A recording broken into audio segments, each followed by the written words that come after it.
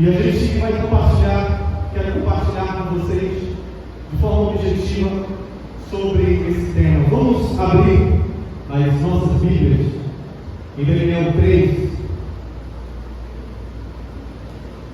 Daniel 3.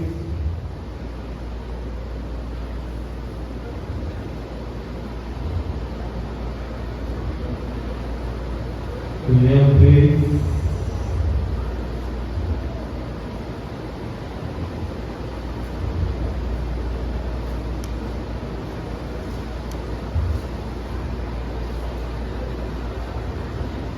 Amém?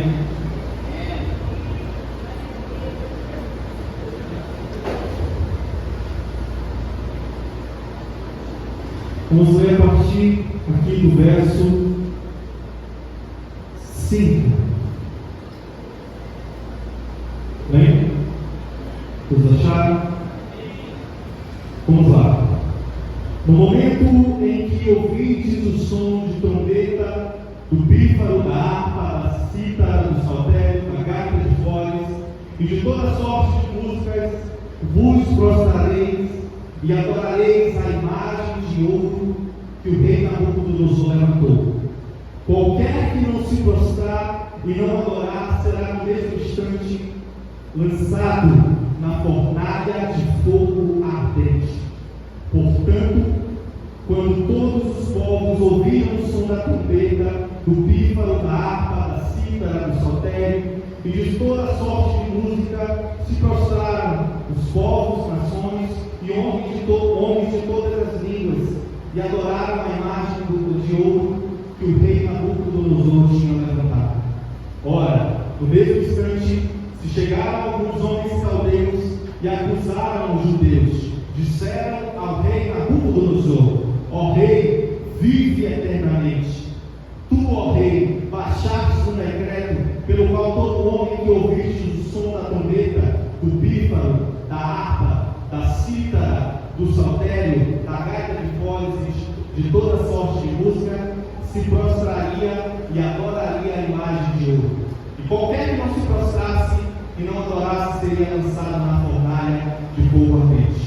A uns homens judeus circunscritos sobre os negócios da província da Babilônia, Sadraque, Mesaque e Abednego. Estes homens, ó rei, não fizeram caso de ti, aos teus deuses não servem, nem adoram a imagem de ouro que levantaste. Então Nabucodonosor, irado e furioso, mandou chamar Sadraque, Mesaque e Abednego e trouxe a estes homens perante o rei. Falou Nabucodonosor, irado e furioso. Falou Nabucodonosor e disse: é verdade, Sadraque, Mesaque e Abednego, que vós não servis aos meus deuses e nem adorareis a imagem de ouro que levantei? Agora, pois, estáis disposto, e quando ouvides o som da trombeta, do pífaro, da cítara, da harpa, do saltério, da gaita de foles, prostrai-vos e adorai-vos a imagem que fiz. Porém, se não adorarmos, serei nos mesmos instantes lançado na fornalha de fogo ardente. E quem é o Deus que vos poderá livrar das minhas mãos? Responderam Sadraque, Mesaque e Abednego ao rei, ó Nabucodonosor: quanto a isto, não necessitamos te responder. Se o nosso Deus, a quem servimos, quer livrar-nos, ele nos livrará da fornalha de fogo ardente e das tuas mãos. Se não, fica sabendo, ó rei, que não serviremos aos seus deuses, nem adoraremos a imagem de ouro que levantaste. Até aí, podeis assentar, meus irmãos? Essa passagem é muito movimentada. Tem muita coisa acontecendo nesse momento lá na Babilônia. Nabucodonosor, o homem mais poderoso, ele usa muito dinheiro do império para construir uma estátua dele mesmo. Existe muita música naquele ambiente e muitas pessoas adorando uma imagem. E o rei muito irado com os 3 jovens, e uma fornalha muito quente e uma salvação muito espetacular. Tem imagem? Não? A imagem daquela estátua, ela tem 30 metros. Se a gente fosse comparar nos dias atuais a essa estátua, a gente poderia comparar um prédio de 9 andares. Então imagine aí um prédio de 9 andares, uma estátua que o rei Nabucodonosor levantou. É algo muito grande, é enorme. O chamado de Sadraque e Mesaque e Abednego, eles começam muito antes dessa passagem que nós estamos vendo aqui.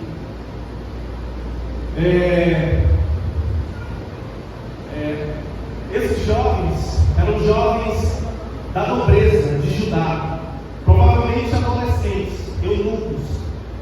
E aqui, quando o rei Nabucodonosor traz eles para o reinado, para a Babilônia, trabalhou para eles serem oficiais da corte, não necessariamente castrados. E no capítulo 1, no versículo 4, diz: moços que não houvessem defeito algum, formosos de parecer, instruídos em sabedoria, sábios em ciência, entendidos no conhecimento e capacitados para viver no palácio, e que fossem ensinados as letras da língua dos caldeus. Então, Sadraque, Mesaque, Abednego, seus nomes posteriormente mudados, Ananias, Sadraque, Daniel, Belsazar e Ananias. A gente vê que essa passagem que eles foram trazidos para o reino da Babilônia, e ao ensinarem a língua dos caldeus, para eles, se refere ao aramaico e ao sistema da escrita uniforme usado na Babilônia. Então, os 3 jovens, junto com Daniel, nós vamos nos atentar a Sadraque, Mesaque e Abednego, eles de alguma forma perderam a sua língua. Então imagina você ser tirado da sua terra, da sua parentela, ir para um reino distante, perder a sua língua. Mas estes homens podem ter perdido a sua língua, mas não perderam, acima de tudo, a sua identidade em Cristo Jesus. Afirme comigo, diga comigo: não perderam a sua identidade. Em Daniel 1, a gente vê Nabucodonosor conquistar Jerusalém e leva muitos israelitas cativos para a Babilônia, incluindo Daniel e seus amigos. Em Daniel 2, Nabucodonosor tem um sonho sobre uma grande estátua, que Daniel interpreta como uma visão profética dos reis que viriam. Em Daniel 3, a gente tem essa passagem que a gente lê nesse momento. Então, como eu falei para vocês, a estátua que Nabucodonosor mandou levantar, está aí na imagem, a cabeça era de ouro, os peitos, aqui essa parte, e braços de prata, quadris de bronze, pernas de ferro, e a base, os pés de barro. Então essa é uma representação da estátua que o rei Nabucodonosor mandou levantar.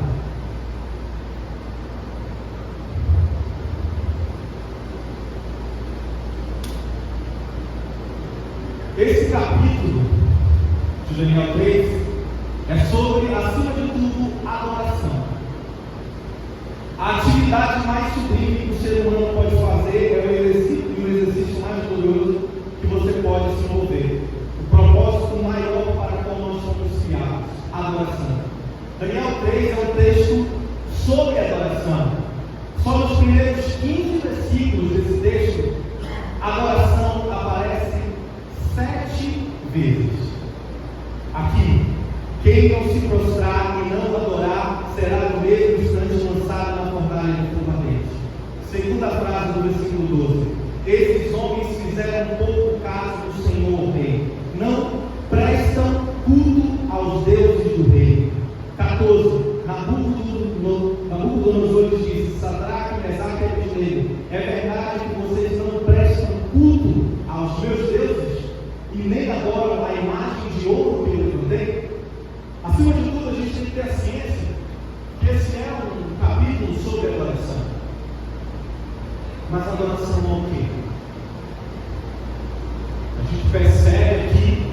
o ego do rei Nabucodonosor totalmente inflado. Totalmente inflado. Por que Daniel repete tantas vezes prestar culto e adorar? Porque ele quer ter a certeza de que nós não vamos perder de vista o que realmente está aqui em jogo, que é a adoração. Se Deus realmente existe, se Ele é quem a Bíblia diz que Ele é santo, soberano, único Deus Salvador, então nós devemos adorá-lo de todo o coração. Diga, devemos adorá-lo de todo o nosso coração, de toda a nossa alma, diga, de toda a nossa alma, de todo o nosso entendimento. Amém? E nós não devemos dividir a nossa devoção a Ele com nada e ninguém nesse mundo. O Senhor está usando 3 jovens adoradores durante o exílio na Babilônia para nos ensinar sobre adoração. E eu quero trazer alguns ensinamentos aqui para nós essa noite. Todo ser humano é um adorador. Sem exceção, todo ser humano adora. Adorar é tão natural para nós quanto respirar. Na nossa rotina, existem muitas coisas. Hoje o mundo está muito avançado, vocês concordam comigo? Eu me formei em jornalismo no ano passado, e até ano passado não existia, quando eu estava na faculdade, algo chamado inteligência artificial. Ela existia, mas não tão aprimorada como ela está hoje. E hoje, muitas coisas são criadas instantaneamente. Hoje a gente vive num mundo muito instantâneo. Seja nas redes sociais, seja onde a gente vive. E muitas das vezes, parte de muitos jovens, de muitos adolescentes, a vaidade perante as redes sociais. Será que eu vou estar bem apresentável? Será que eu vou estar... as pessoas vão estar me vendo? E acabam mostrando cliques, momentos. E acabam fazendo daquilo uma adoração.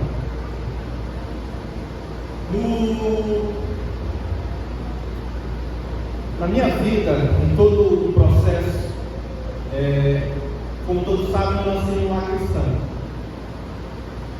Chegou um momento na minha trajetória em que eu, conversando com meu pai, eu perguntei a ele: pai, eu preciso, mesmo nascendo desse lar cristão, mesmo conhecendo as verdades da Bíblia, mesmo sendo ensinado sobre as verdades da Bíblia, mesmo